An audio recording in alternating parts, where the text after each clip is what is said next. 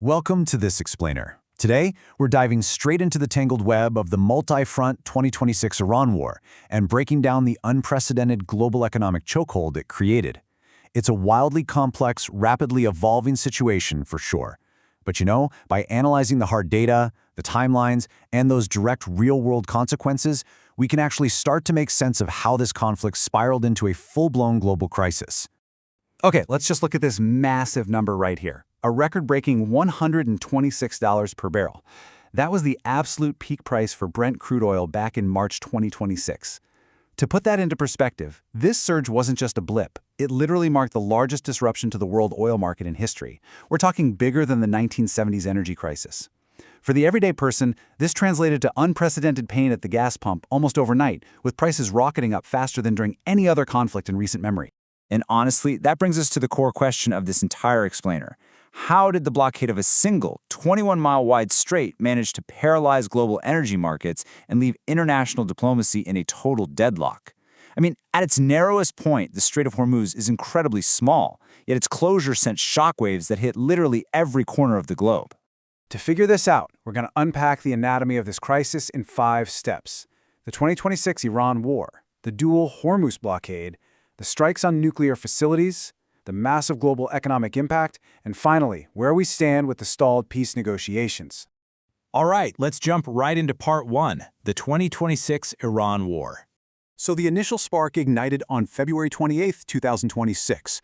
That's when the US and Israel launched Operation Epic Fury.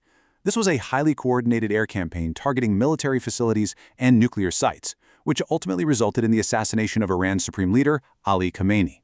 In direct retaliation, Iran unleashed a massive barrage across the Middle East, specifically targeting Israel and U.S. military bases located in allied Gulf states. This kicked off a fierce kinetic conflict that raged right up until mid-April, when some very fragile truces finally hit the pause button. And the scale of that retaliation, it was, quite frankly, historic. Over the course of the conflict, Iran launched roughly 5,191 drones and over 2,100 ballistic missiles. Just think about that. The sheer volume of projectiles lighting up the sky before those April ceasefires took hold is absolutely staggering to comprehend. Which leads us straight into part 2, the dual Hormuz blockade. Now you really have to look at the sheer volume of global trade at risk here because it's immense. The Strait of Hormuz normally handles about 20% of the world's seaborne oil, plus another 20% of the world's liquefied natural gas, or LNG. But here's the real kicker. Nearly a third of all internationally traded fertilizers squeeze through this exact same narrow gap. So shutting it down doesn't just spike your energy bill, it actively threatens global food supply chains. And this is where understanding the mechanics of what we call the dual blockade is absolutely crucial. See, this wasn't just a one-sided closure. On one hand, you have Iran violently restricting commercial shipping in the strait. We're talking attacking merchant ships, laying sea mines, and deploying satellite jamming. On the other hand, after talks broke down, the U.S. Navy stepped in on April 13th to enforce its own total blockade, aggressively choking off literally all shipping going to and from Iranian ports. The human and material toll of Iran's blockade tactics was immediate, and it was brutal. Take a look at March 1st. The MT Skylight gets struck, leaving 2 crew members dead, including the captain.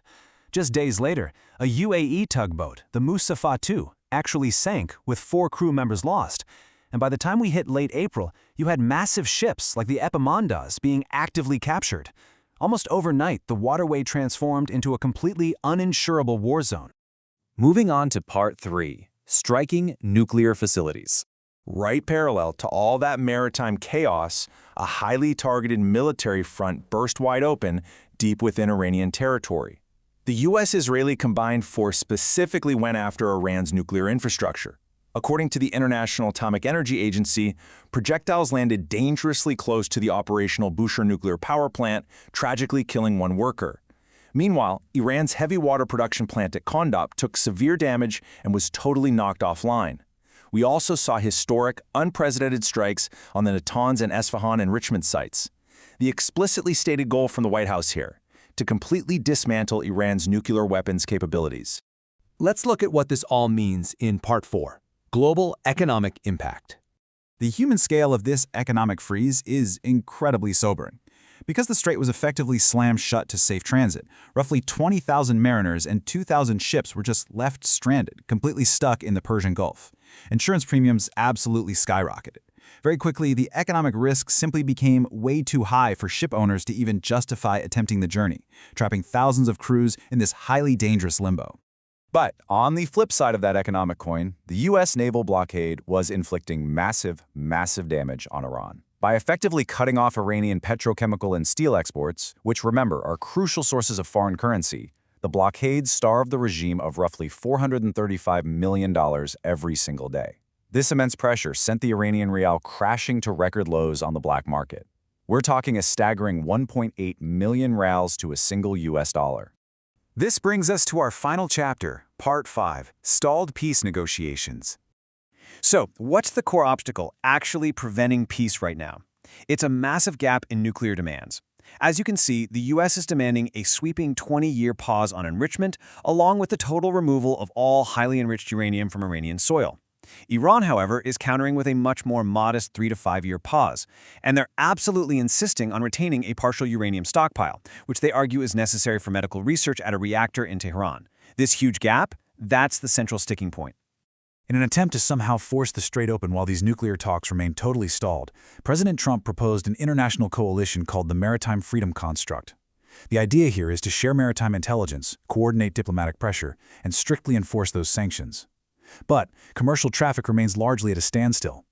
Because a diplomatic framework alone just isn't enough. Physically reopening the strait requires an elusive multilateral buy-in that, frankly, hasn't fully materialized yet. Now, despite these huge diplomatic hurdles, the kinetic military action has at least hit pause. By late April, we've witnessed a series of interconnected yet incredibly fragile ceasefires. On April 7th, an initial 2-week ceasefire was hammered out between the U.S., Israel, and Iran. Then on April 16th, a 10-day truce was agreed upon between Lebanon and Israel, which halted the really intense border clashes there. And by April 21st, that main U.S., Israel-Iran ceasefire was extended indefinitely. But as we all know, a ceasefire is not a peace treaty. The blockade is still very much in place. So the crucial question we are left with today is this: can deadlocked nuclear diplomacy actually defuse this powder keg? Or is the world locked into a permanent, devastating strangulation of its most vital energy artery? It's a standoff with multi-billion-dollar daily consequences, and the final outcome hinges entirely on whether a genuine compromise can be found at the negotiating table. Thanks for joining me for this explainer.